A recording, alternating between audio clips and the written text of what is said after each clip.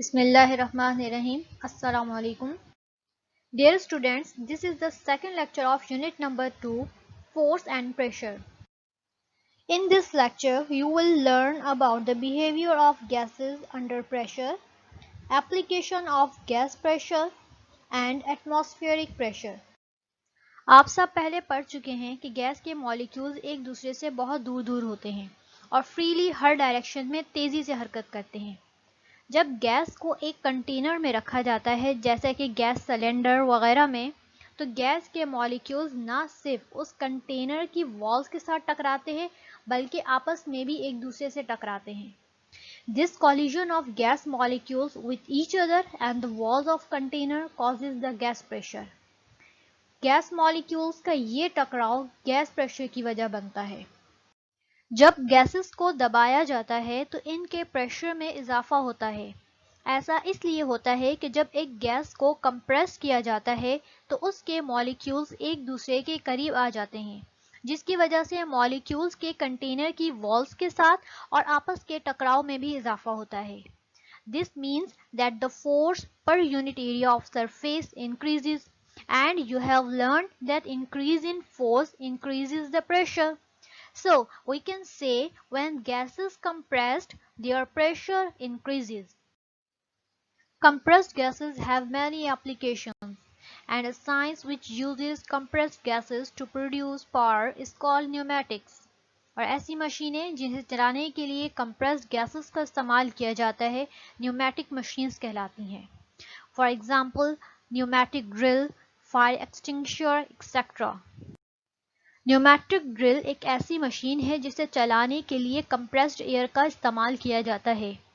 Drill machine کا استعمال construction industries میں کیا جاتا ہے.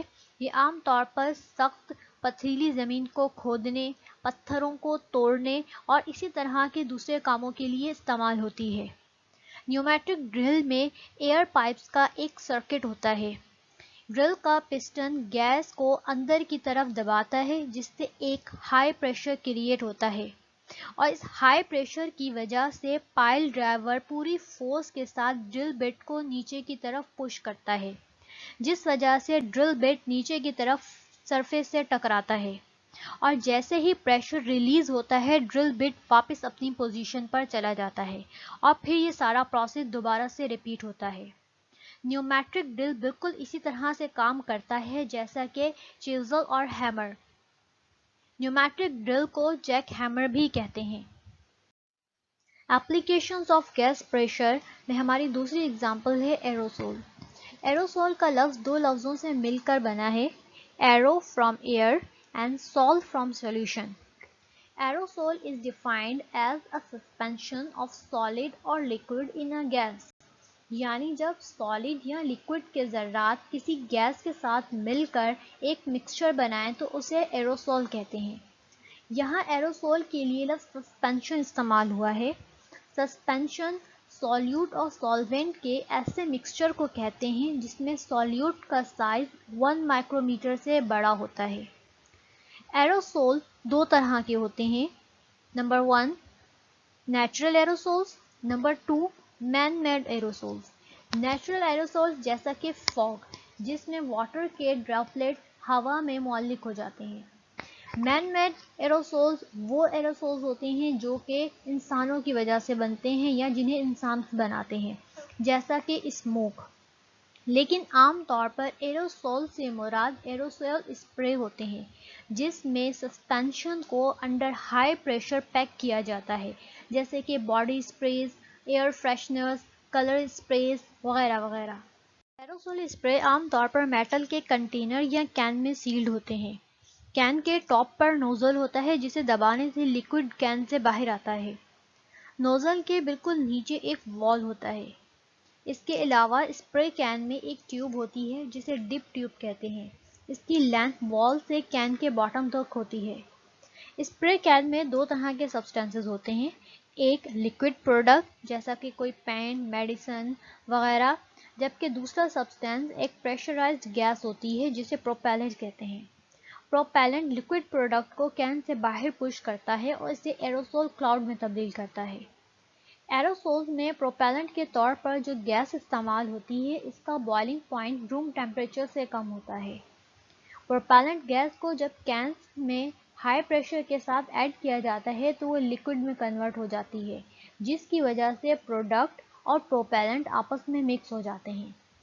جب ہم نوزل کو دباتے ہیں تو والو اوپن ہو جاتا ہے، جس سے ٹیوب میں موجود لیکوڈ پر دباؤ کم ہو جاتا ہے، جبکہ دوسری طرف کین میں لیکوڈ پروڈکٹ پر پروپیلنٹ کا ہائی پریشر ہوتا ہے، جس کی وجہ سے لیکوڈ پروڈکٹ ہائی پریشر سے لو پریشر کی طرف موو کرتی ہے اور ٹیوب میں داخل ہو جاتی ہے اور نوزل کے ذریعے اسپرے کی شکل میں باہر آ جاتی ہے. ایروسول کے کین سے باہر آتے ساتھ ہی پروپیلنٹ ایواپوریٹ ہو جاتا ہے کیونکہ اس کا بوائلنگ پوائنٹ روم ٹیمپریچر سے کم ہوتا ہے. اس طرح ہمیں جو پروڈکٹ ملتی ہے وہ پروپیلنٹ کے بغیر پیور پروڈکٹ ہوتی ہے. ہماری زمین کے چاروں طرف مختلف گیسوں کی ایک موٹی تہہ موجود ہے جسے ایئر کہتے ہیں. ایئر دراصل مختلف گیسوں کے مکسچر کو کہتے ہیں. ہوا کا یہ غلاف جس نے ہماری زمین کو چاروں طرف سے گھیر رکھا ہے ایٹماسفیئر کہلاتا ہے. اس ایٹماسفیئر کی وجہ سے پروڈیوس ہونے والے پریشر کو ایٹماسفیئرک پریشر کہتے ہیں. Atmospheric pressure is defined as force exerted by a column of atmosphere on a unit area. Atmosphere pressure ہر وقت ہمیشہ ایک جیسا نہیں رہتا بلکہ یہ ٹیمپریچر، موسم اور اونچائی کے ساتھ چینج ہوتا رہتا ہے.